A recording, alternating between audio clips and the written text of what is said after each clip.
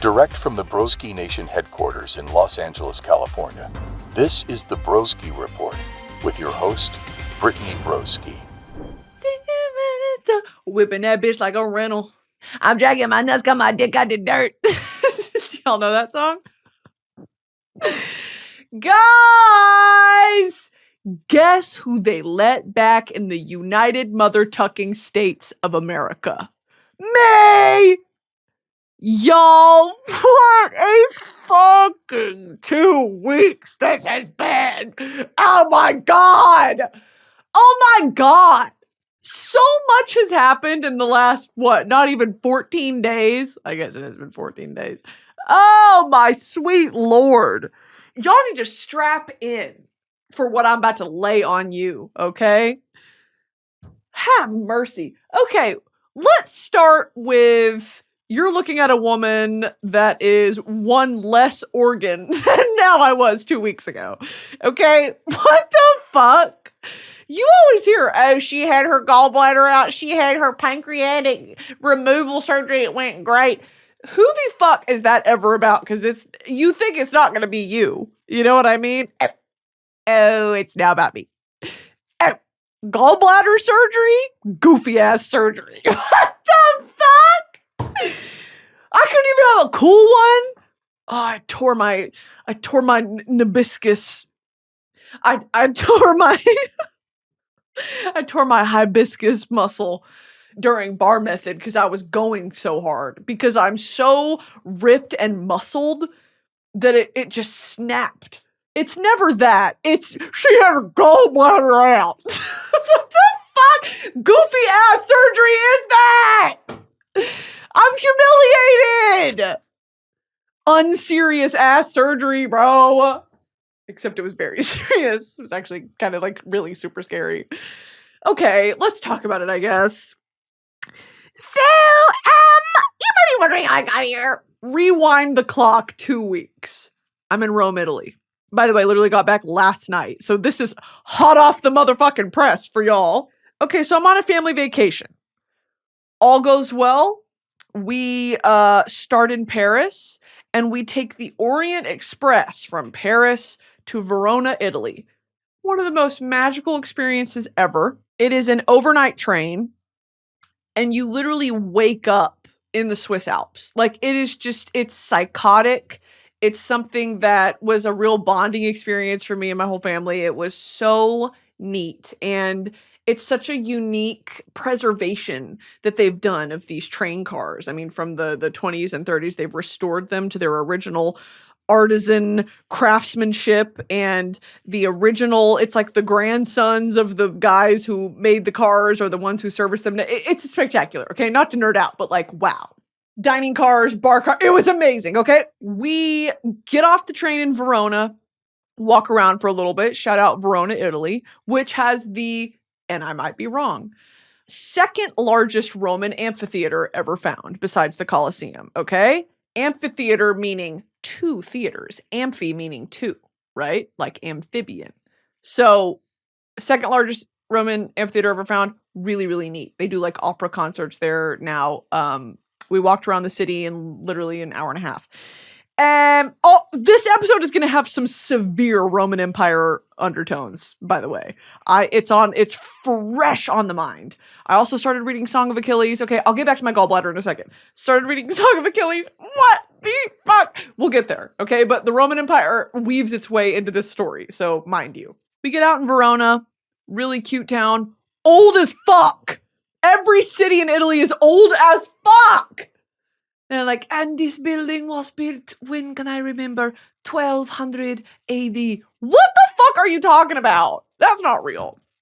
Made up year. So then we take a commuter train from Verona to Rome. We have a beautiful time in Rome. It rains the whole time, but it honestly was super aesthetic, super ambient, okay? Do a walking tour of the Collessium, of the Roman Forum, of all these magnificent places. I've been to Rome before, probably 10 years ago. This was to see it through like adult eyes and as an appreciator of history and someone who sees history as not only a direct informer of how we behave today, but of like what could have been. Oh, it was psychotic. Me and my brother were tweaking out. We do all that, whatever. It's the final day. We're supposed to leave for the airport at 5. Okay, this is on Saturday morning. We're supposed to leave 5 a.m. Well, around 1 a.m., my tummy starts to rumble. Okay, and not only does my tummy start to rumble, my mouth starts to water. And I said, oh, fuck, I know what this is. So I'm nauseous. I go and puke in the bathroom, and it does not stop.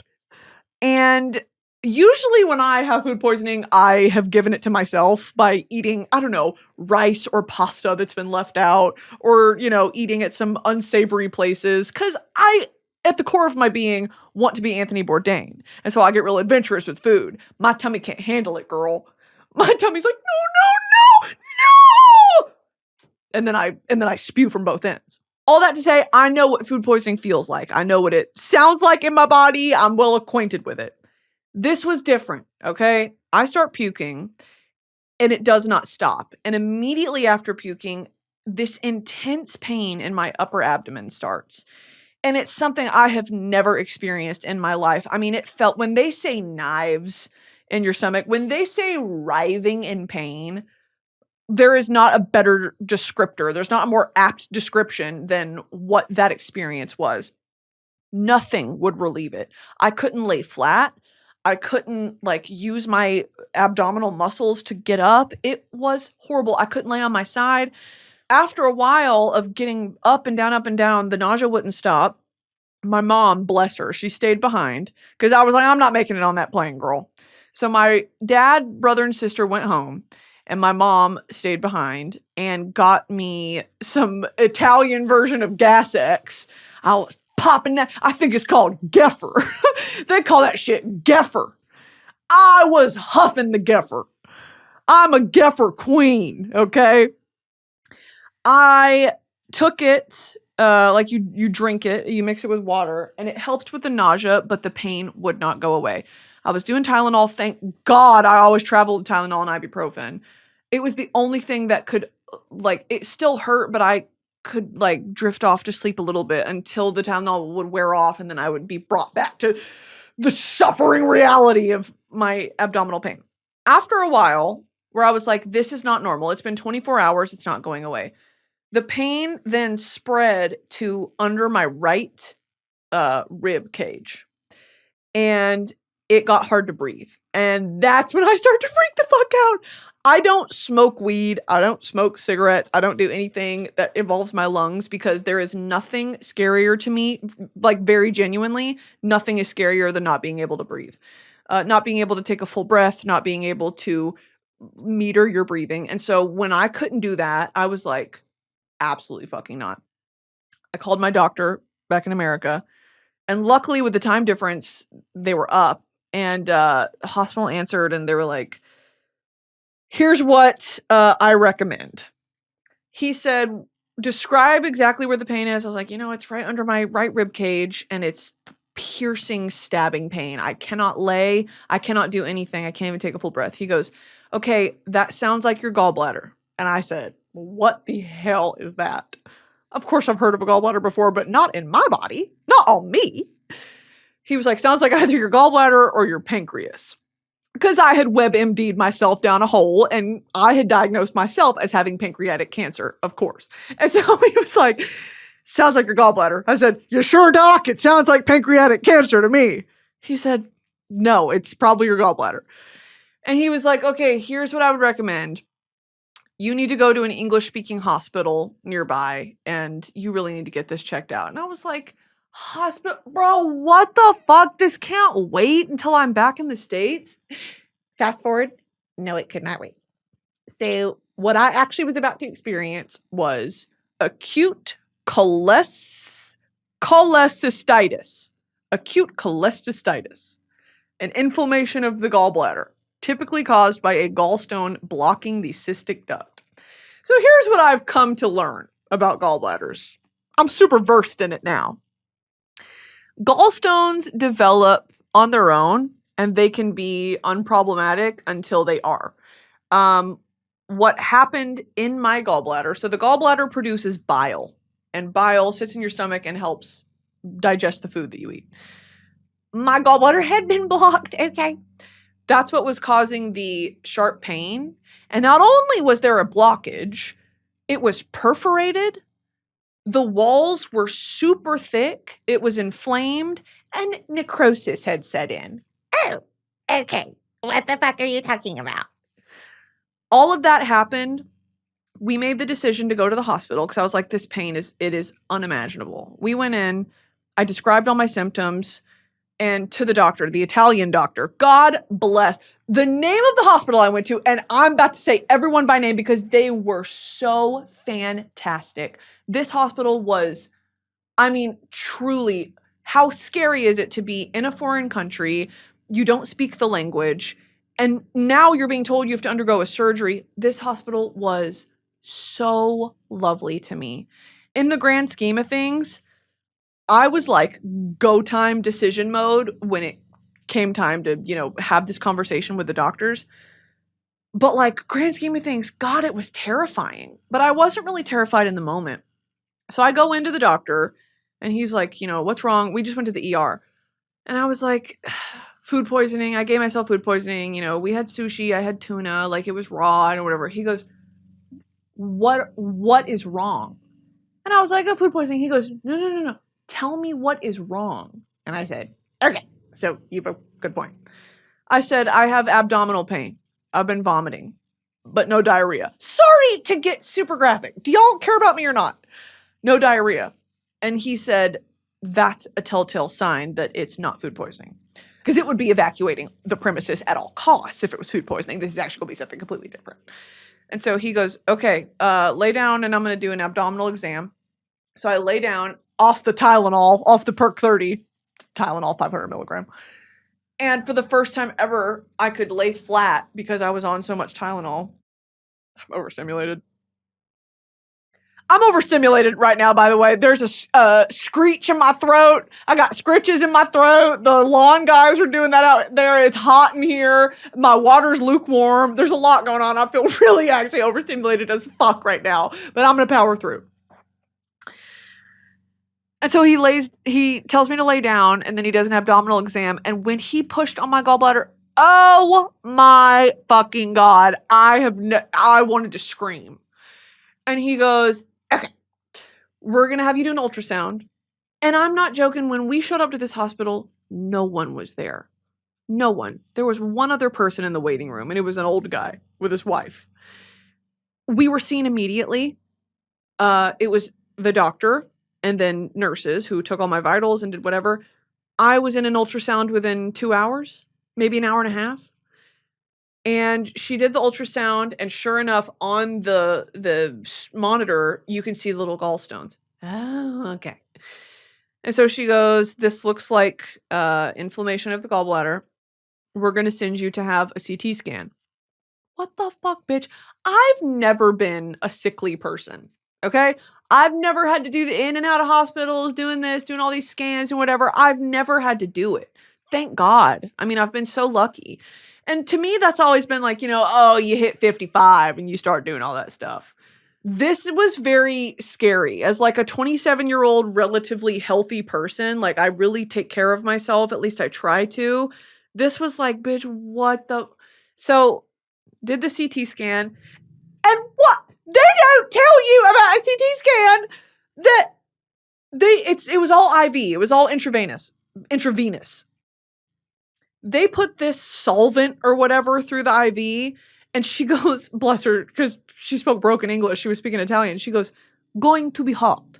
And I said, oh, just like the temperature of the room? Okay, but it's no worries. I can sweat. I sweat all the time. She puts that shit in my eye. Oh my God. It was the weirdest feeling. So did the IV, puts me in the CT scan where it's over, it's circling around you. When the machine mixed with whatever the fuck was in my veins, it burned. It was hot. I felt like such a puss because she warned me, going to be hot. I go, ow, ow, like a baby. And then from the fucking mic speaker in the room, she goes, "Are you all right?" And I said, "Yeah." It's humiliating. But they do that, I guess, so it illuminates the veins and you can see the inflammation. I don't know.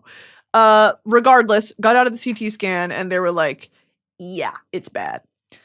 They show all these images to the doctor. We wait around. They decide to admit me and they start administering antibiotics. I'm thinking, oh, okay, it's just inflamed. Give me some antibiotics. I'll probably be here overnight. They'll release me tomorrow. We can leave the next day. Well, girl, later that night, the doctor comes in. The same one, God bless him, Dr. Carlo Consani. By the way, this hospital was UPMC Salvator Mundi International Hospital in Rome. Spectacular, fantastic care. And shout out Dr. Carlo because he, for real, was like, tell me what is wrong, not you diagnosing yourself. Like I want to see it all laid out so I can properly diagnose. And he did. He came in and he was like, here's the deal. Gallbladder's super inflamed. The walls are super thick. You have a blockage. Now, we have two options. We can keep you here for 4 or 5 days. 5 days. Just pump you full of antibiotics and you can have the surgery when you're back in America. And I go, okay, hold on 1 second. The surgery? What do you mean? Like to remove the gallstone? He said, no, to remove your gallbladder. And I say, right. Could you just go ahead and point one more time to where that is on my body? Because I'm not really understanding. I asked him to pull up one of those like infographic charts on the wall. I'm like, could you just point to where, on my body where it would be? Okay, I get it now. Thank you. And so he comes in, he goes, that's option 1. Option 2, the surgeon is going to come in a little bit, and like most surgeons do, he's going to tell you need surgery. I would hear him out because it's a lot worse than I initially thought. And I'm like, okay. The surgeon comes in, and he's immediately like, we need to do this tomorrow. He said, it is super inflamed. There is a blockage, and I cannot put you on a plane in good conscience. He goes, I understand, I know this is scary. You probably want to do this in America, but I really recommend you do it here. And I'm like, okay. So I'm on the phone with my dad back in the States.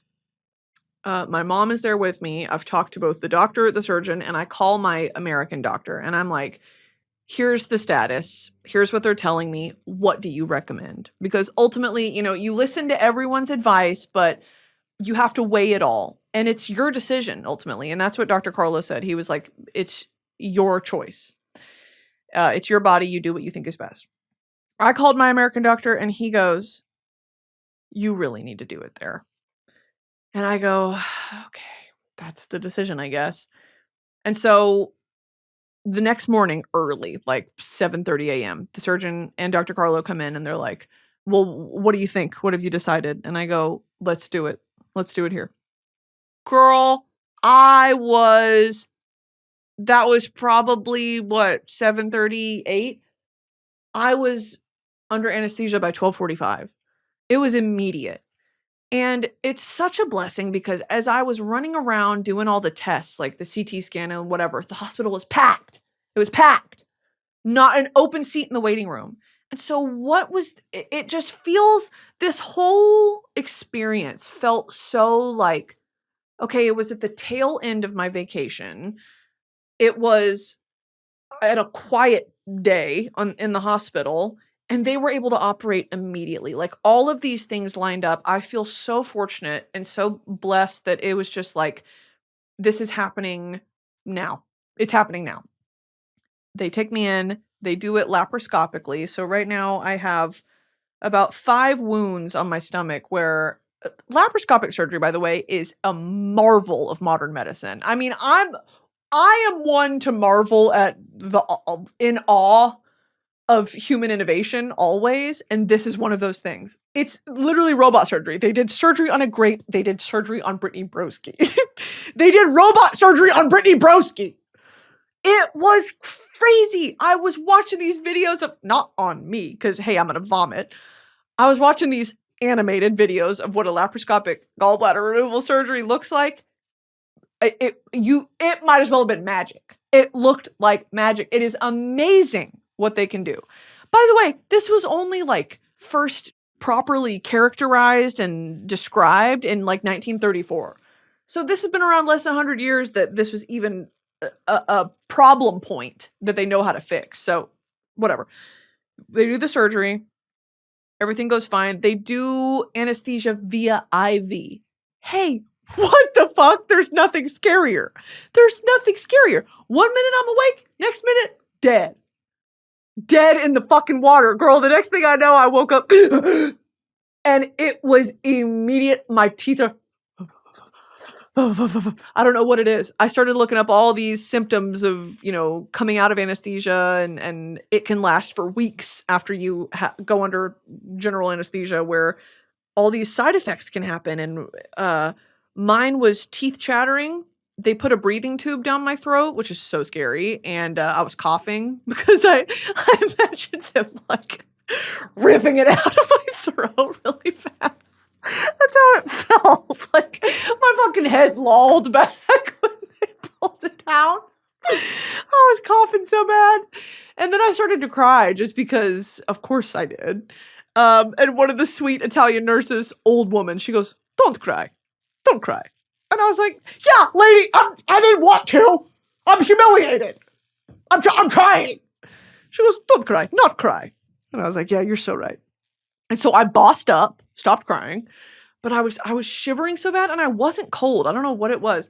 And so they put a space blanket on me under my hospital blanket, and then they wheeled me back into my room. And my mom got it on video. I immediately in my hospital bed, I said, "Ciao," in front of all these lovely Italian people. "Ciao," making fun of their language. What the fuck? Me off the perk 30 anesthesia. "Ciao, Bella. Oh, Bella, ciao, Bella, ciao, Bella, ciao, ciao." And so they wheel me back in, and Dr. Carlo's in the corner, and he's watching me, and he's like, "Okay, all good." And I give him a thumbs up, and then he comes over and he goes, "You made the absolute right decision." And I was kind of out of it still, but my mom caught it, and he goes, "If this would have been 24 hours later, would have been a much different story." And I was kind of still out of it, and I was like, "Okay, good." Like that relief came over me of like, that needed to happen. I'm glad that I made that decision. Well, later that day, one of the surgeons, his name was Dr. Papa Luigi. Shout out. Or wait, Luigi Papa. Dr. Luigi Papa. Dr. Papa comes in, and he was like, "Oh girl, gutted, rotted, like truly necrosis." Like it was so much worse than we thought. They pulled it out, and they told me that truly, like if I would have gotten on that plane, if I would have been like, "Just pump me full of antibiotics, put me on the plane," my gallbladder probably would have burst midair. Hey, that's terrifying. It would have ruptured, which is so scary because then bile goes everywhere, and then you're dealing with sepsis and infection. It was just horrible. So thank God I decided to have it done there. And then I was in the hospital for 2 more days after that because they were administering me antibiotics via the IV. I had this drainage tube out of my gut. What the fuck? I had a sack. They gave me a sack. And when I had to go to the bathroom, I had to go to the sack. When I had to pee right after the surgery. Then one of the nurses came in, and I go, "Pee-pee." She goes and holds her finger up to me, leaves the room, comes back with a bedpan, and I'm not joking, a doggy piss pad. Put the piss pad on the bedpan, told me to lift my butt up, and I had peed on the pad.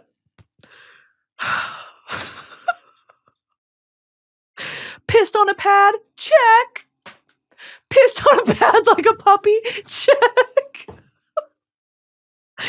What the fuck? And I have a sack? No!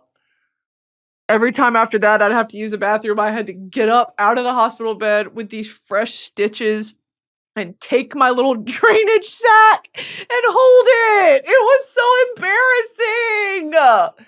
it's also just frustrating, like, not being mobile, you know, like, not being able to move how you usually do. It was just, like, I was getting so frustrated.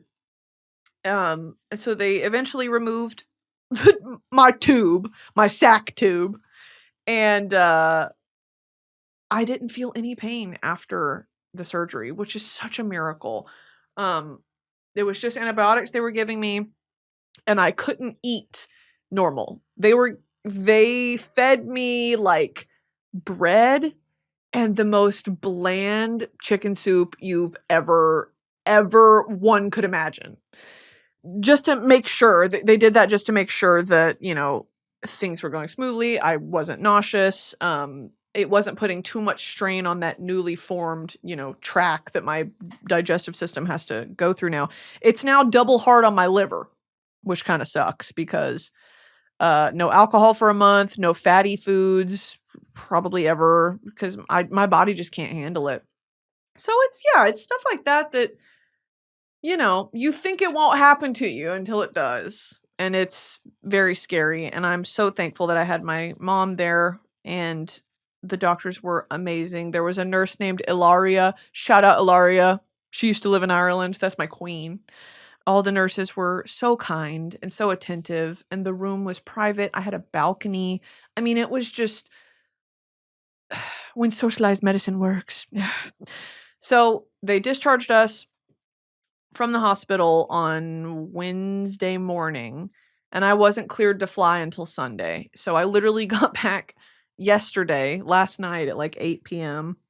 and I had a post-op appointment today where they did my blood work and whatever, and I'm fine. Everything is fine. It's just I'm exhausted, obviously, from jet lag and from having a surgery.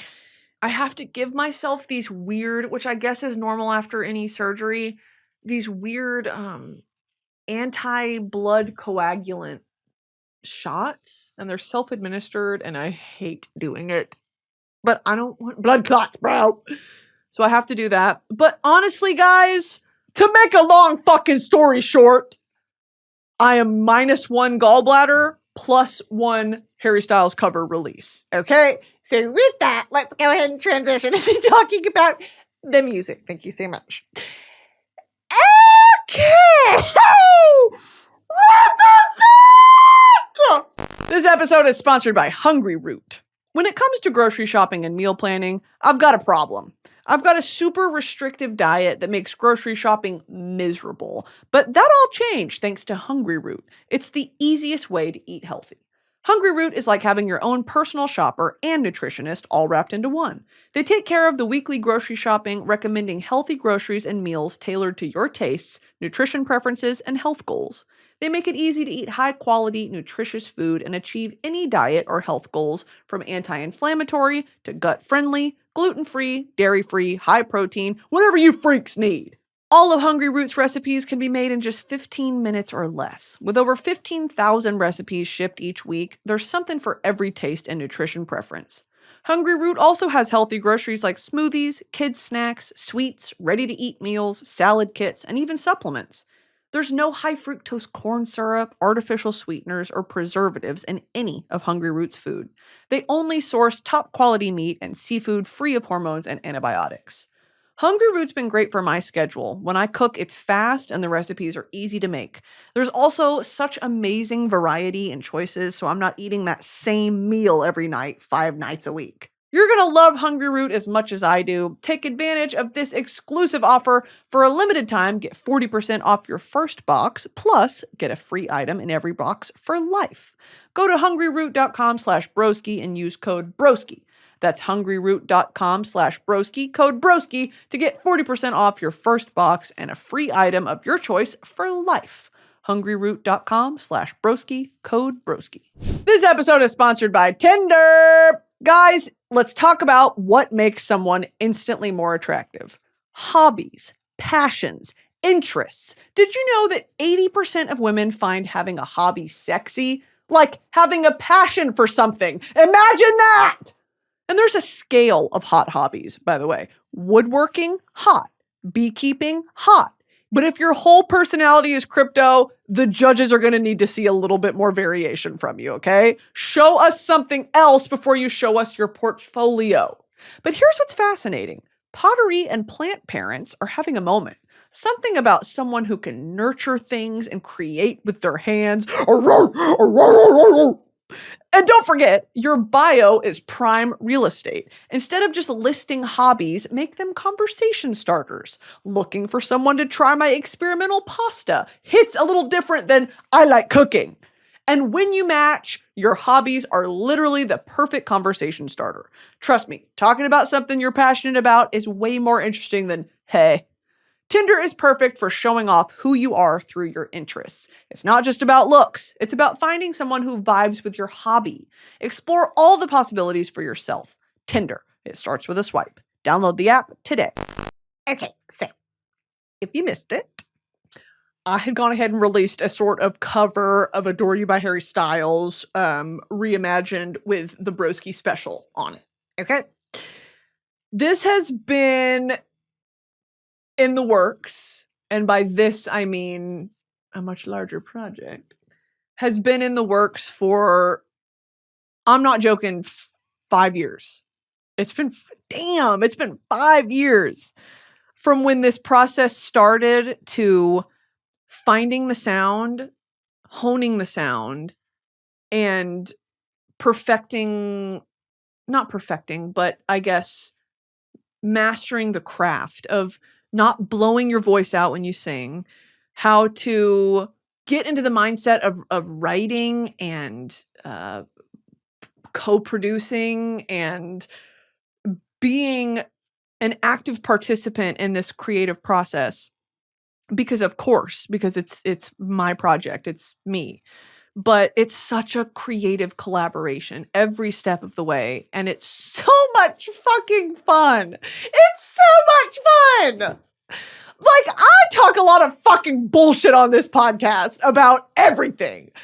But like, one thing that I hope rings true is my passion for the arts and my passion for music, and how everything and every fiber of my being is informed by that passion for music. It's something I feel in my soul. It's something that's in the very bones of people that get it. You know what I mean? And from everything I've talked about of being raised in the church and all of my inspirations and the sonic universe that I exist in my mind, that I wanted to, breathe life into this project, it's happened and it's here and it's so exciting. Truly, it's so overwhelmingly exciting and also nerve-wracking, right? Because you share something that intimate with an audience and you're subjecting yourself to criticism and commentary, and I'm not worried about that. I have my fair share of opinions on music, and I urge people to listen and develop their own opinions. That's what it's there for. But at the same time, it's there for me. You know what I mean? I talk about this all the time of art is for the artist as much as it is for an audience, for the voyeur as much as the creator. And this to me was the process of even creating this Harry Styles cover. And of course it was a Harry Styles cover. It had to be a Harry Styles cover. Harry Styles and One Direction is quite genuinely one of the pillars of who I am, why I am the way I am, my friendships, the connections I've made, both professional and personal, who I am on a personal, social level. Treat People with Kindness was my first ever tattoo. Like, there are so many reasons why this had to be a Harry Styles song. And not only that, but it was also to show as a proof of concept, look what is going on up here. You know what I mean? Like, the lyrics to Adore You are devastating if you think about it like that. Just like the lyrics to You Are My Sunshine are devastating if you think about it like that. And I knew that I wanted to flip it and make it this, whimsical, ethereal rock song. And we did it, and shout out Scott Hoying. Holy fuck. because he completely rearranged it with me, and we just brought a new life to it. And it's so exciting because here's this song that was top of the charts. Everyone knows it. Everyone knows the words. And it's totally different. And it has a different meaning now, too. That is what it makes my penis rock hard. So this whole process, plus the visuals, oh my fucking God. Paige Sarah, my creative director, Elizabeth Youngling, my love, all of the people who worked on this project with me. The best is yet to come. Truly, the best is yet to come. And this was just the fucking smorgasbord, the aperitivo of what's to come. It had to be a cover. It had to be Harry. And I just knew that. And I'm so happy with the release. I'm so shocked by the outpouring of love that y'all have. I mean, I am blown away. I did not think it was going to be like that. I thought I was going to release it and people were going to do that. Another fucking TikToker making me. Yeah, you think I haven't gone through that fucking conversation with myself? You bitch! I fully understand the optics on this, okay? And I saw someone comment and I damn near cried. Someone commented under a video where someone said, not everyone needs to make music. Someone commented, why? And it's such a good question! You would not look at someone who's trying to paint or someone who's trying to learn how to fucking hopscotch and say, no, there's too many. We don't need you. That's not how art works. It's not how life works. Like, truly, anyone can buy a fucking microphone or use their iPhone microphone and make a song. Doechii is a living example of that. Doechii is such an inspiration. It's like that. I knew that was going to be a part of the conversation because of who I am and my background and how I came up on the internet. Completely fine. But when that's used as a weapon as to why someone shouldn't make art or someone shouldn't express themselves through art, what are you even talking about? It sounds stupid as fuck because it's not hurting you. If it annoys you, okay, don't listen to it. Sorry. It's not for you. You know what I mean? Art isn't for everyone, but when it connects, how and when it's supposed to connect to that person or that demographic, it's fucking magic. It's magic. So I just can't thank y'all enough. I mean, it's been psychotic watching everyone's reaction videos and TikToks and edits. And art.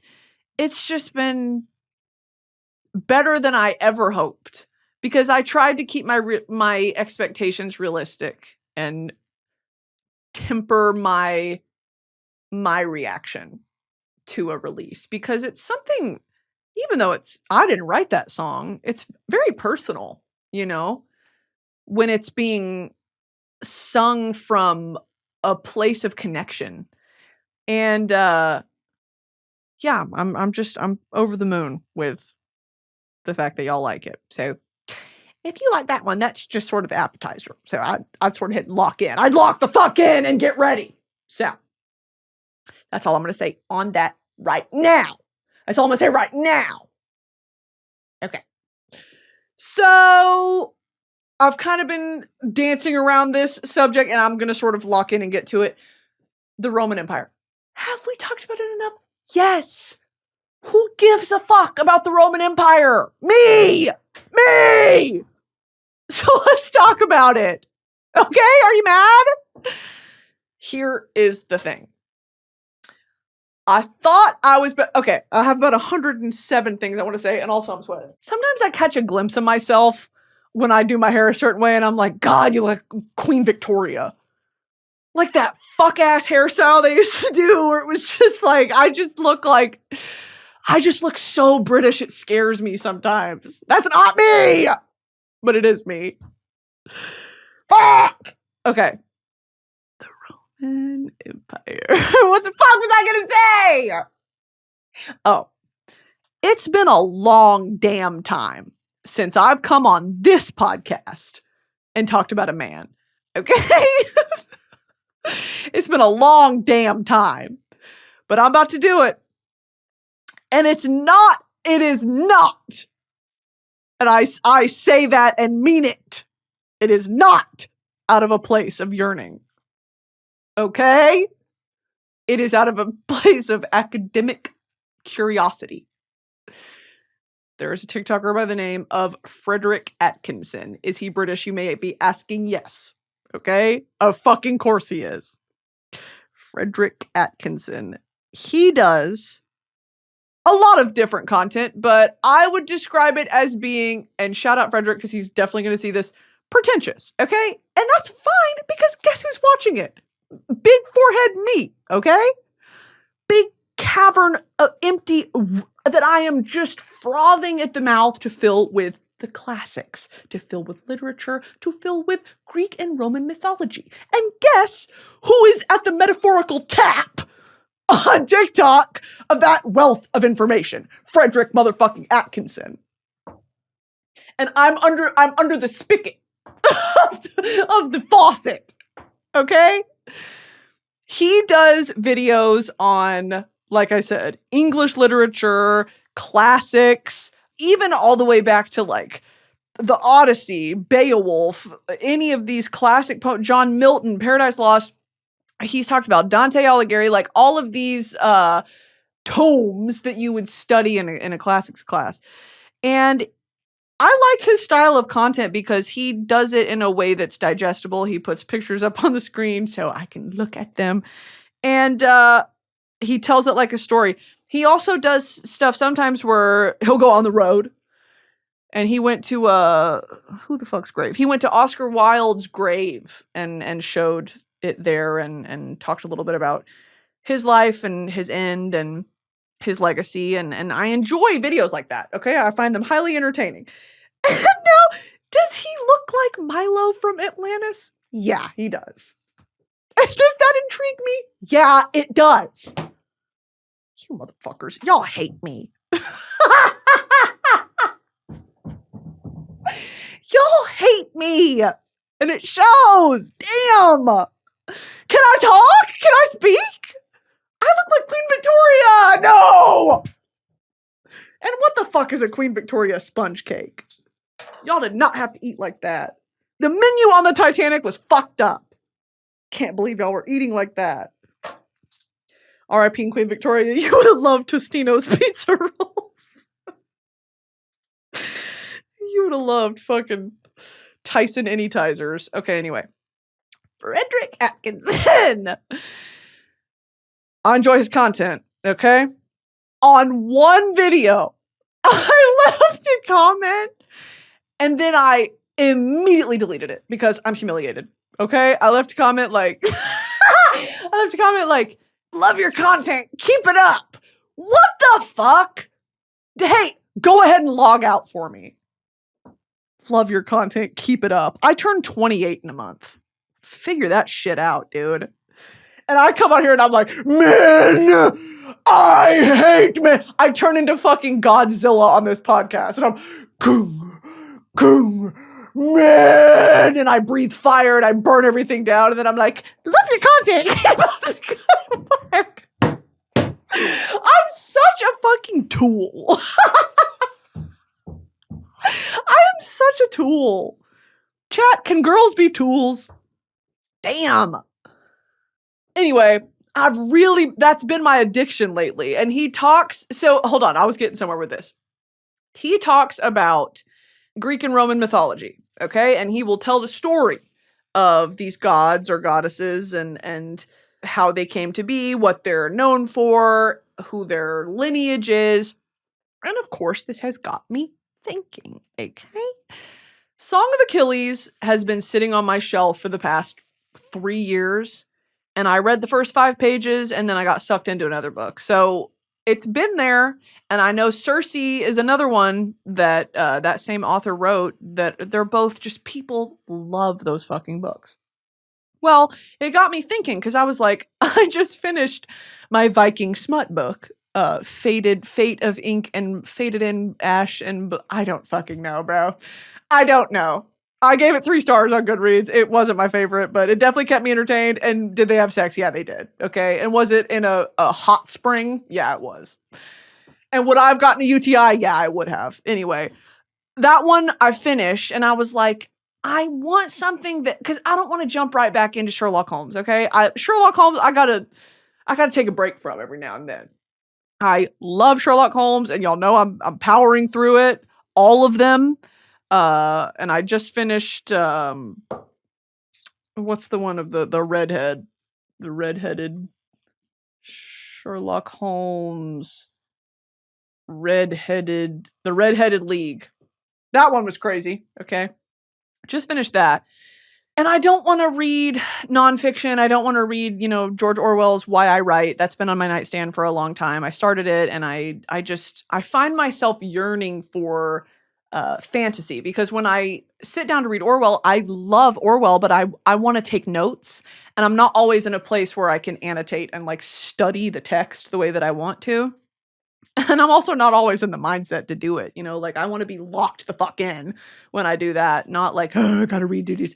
I want to enjoy it. So it's been sitting on my nightstand for a long time. I digress. This episode is sponsored by SeatGeek. Get up! Ethel Cain announced an album and tour dates. Get up! Which is why I need to give the sponsor of today's episode, SeatGeek, a huge shout out. With over 28 million downloads, SeatGeek is the #1 rated ticketing app. There's more than 70,000 events listed on SeatGeek, including concerts, sports, festivals, and more. There are so many artists going on tour this summer, like Ethel Cain, The Weeknd, Beyonce, Kendrick Lamar, SZA, Tyler the Creator, Sabrina Carpenter. I love using SeatGeek. I saw Luke Combs last year with my mom, and we found great seats last minute. I'm telling you, SeatGeek has your back. Each ticket is rated on a scale of 1 to 10, so you know you're getting a good deal. So look for the green dots. Green means good, red means bad. Plus, every ticket is backed by their buyer guarantee. And y'all know I have a code for you. Use code Broski2025 for 10% off your next set of tickets at SeatGeek. That's 10% off tickets with promo code Broski2025. Make sure you click the link in the description to download the app and have the code automatically added to your account so you can use it later. Thanks, SeatGeek! I started Song of Achilles because of one Frederick Atkinson, who, by the way, is writing a book. Hey, Freddie, go ahead and send that shit to me. I'd love to read it. Song of Achilles. I'm about 60 pages in. It's incredible. It's incredible. I get it. I get it now. I'm not even a third of the way through the damn book, and I'm like, this is the best book I've ever. I really am enjoying it. And it's gay. Gay! I didn't know Greek and Roman mythology was so freaking gay. It's really, really a beautiful story. So that's Song of Achilles. And now I'm down this rabbit hole of that is the telling of Achilles from a obviously positive portrayal. Now there is a book that is a retelling of the story of Achilles from the opposite perspective called The Silence of the Girls. And this says, throwback to 2021 when we all went from "he is half of my soul," as the poets say, to "we called him the butcher." Damn. So after I finish Song of Achilles, naturally I have to hurt myself and read The Silence of the Girls. Then I'm going to read Circe, and I also bought Clytemnestra?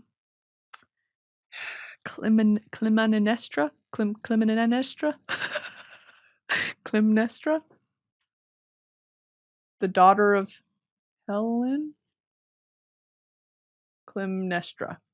Clytemnestra. Greek mythology was the wife of Agamemnon, king of Mycenae, like the Mycenaeans, and the half-sister of Helen of Sparta. Okay, right. There is a book by this name. Yeah, this one, Clytemnestra, a novel. I started this one, and by started, I mean I'm on page 6. And I started it on the plane, and I like her writing. It's very easy to follow, very descriptive, very, I love a book. I've told y'all this, like books like The Secret History and any Dan Brown book. I'm like, Yes, teach me new words. Teach me new words. I want to be reading a book and be like, right, and have the dictionary app open on my phone. That to me is, there's nothing better. Okay, I got my peppermint tea. I got my reading ambience on my TV screen. I'm in my bed. Okay, candle lit, lights off, reading lamp on. I'm locked the fuck in. There is no other place I want to be than boom, book that is both feeding my brain and my heart and my dictionary app open. That is paradise to me. Okay? Anyway, Song of Achilles. I'm down this rabbit hole now of I'm gonna pick a god or a goddess and fixate. It all kind of started back when I read The Secret History years ago, because it's based on a group of classics students, and it's based around Bacchus,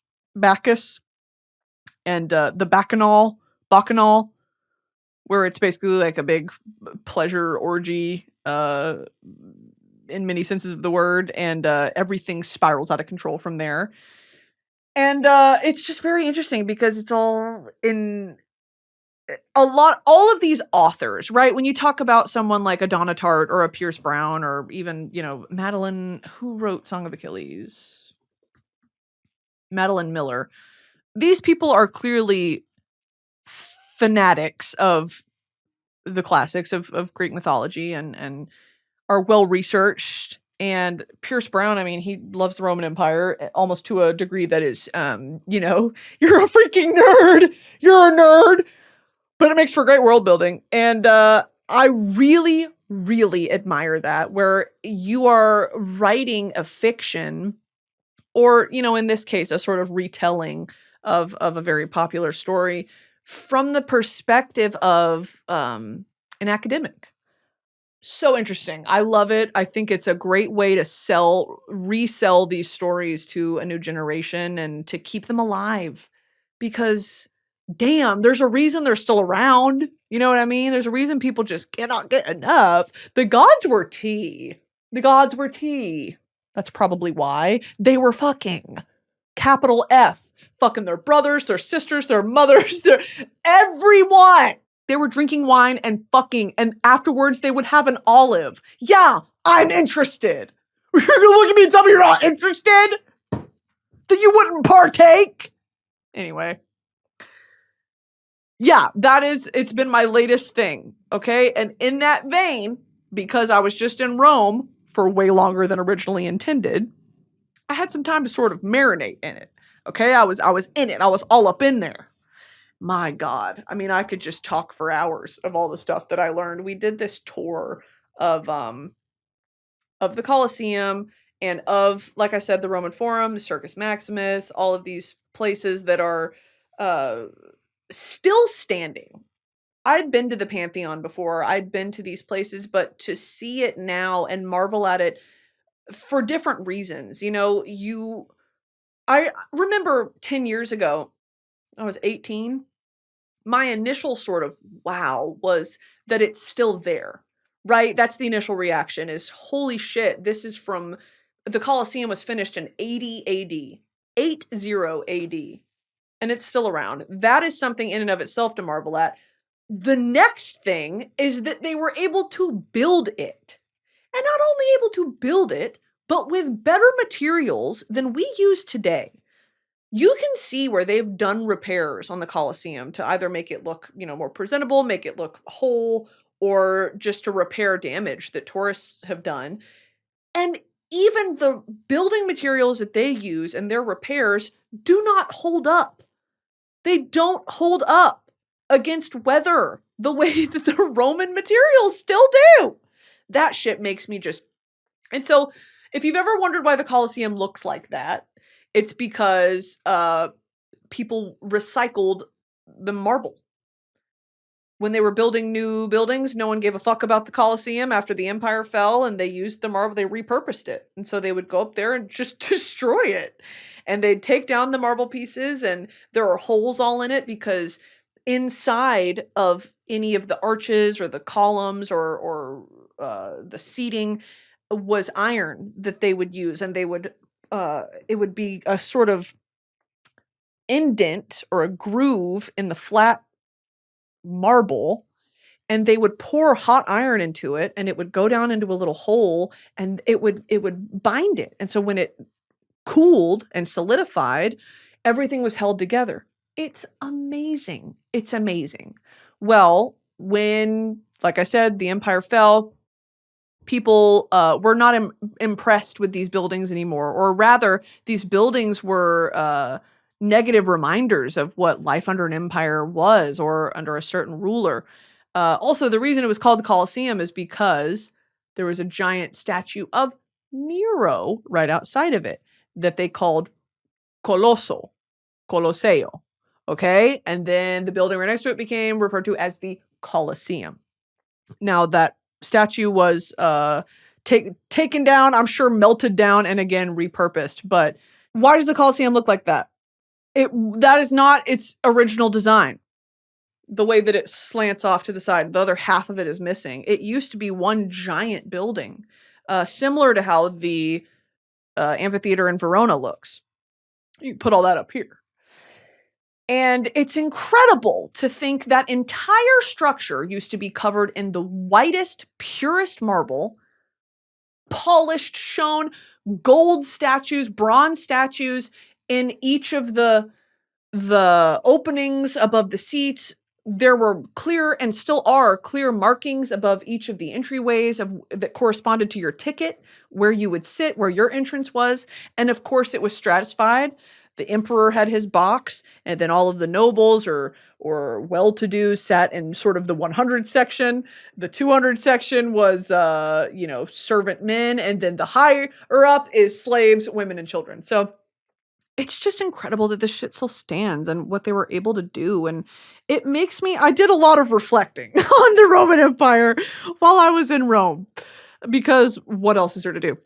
And I came to this conclusion that's kind of like, when I think of the Roman Empire, I think what a tragic waste of potential. That's what I think. I think it was a waste of what could have been the closest thing we could have had to a utopia. But if you said when could the go, yes, but would. when Shut up! I think about the Roman Empire as what could have been a beautiful society, but instead was the very definition of empire. It was a horrible tragedy, and it was succumb or die. And look at this image of what the Roman Empire covered at one point in time. Do you see this? All of the red is the Roman Empire. This goes all the way up from the UK, from what is that, Wales, all the way down to the Nile. All the way down. I mean, it's incredible.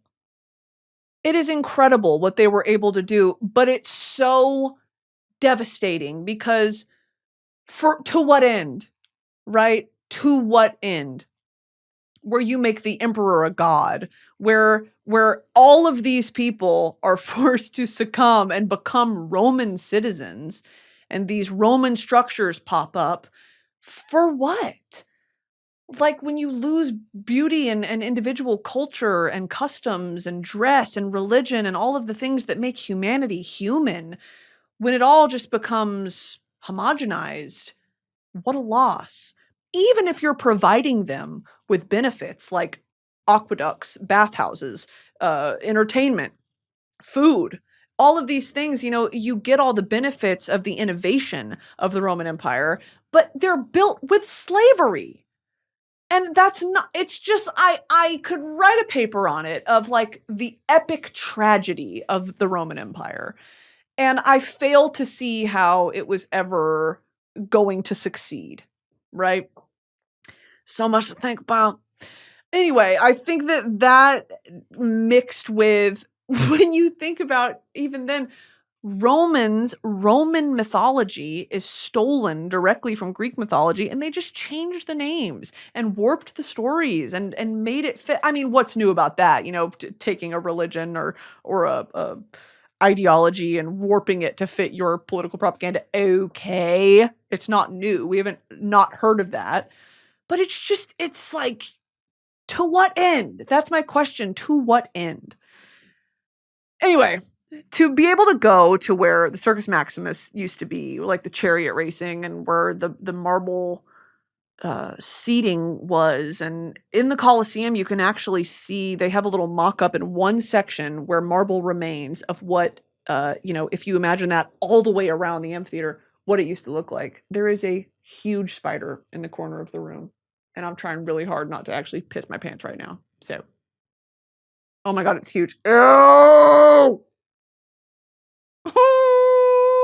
Okay.